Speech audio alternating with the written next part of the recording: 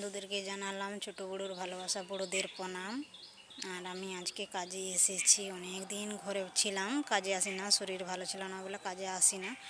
আর এই যে দেখো এই জায়গাতে কাজ হচ্ছে, এই জায়গাটার নাম হলো বালিচক।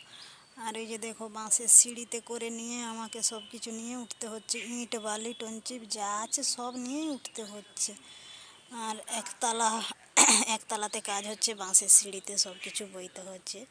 প্লিজ তোমরা সবাই আমাকে সাপোর্ট করবে, লাইক করবে, কমেন্ট করবে, শেয়ার করবে। আর আমাকে দেখতে পাচ্ছ না, আমি ব্যাক ক্যামেরাতে আছি,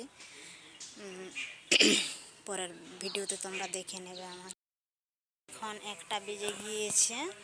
এই যে দেখো আমি ভাত খেয়ে নিয়ে একটু বিশ্রাম নিচ্ছি। আর সামনে রেল লাইন তো গাড়ির আওয়াজও পাবো, সবসময় গাড়ি যাচ্ছে।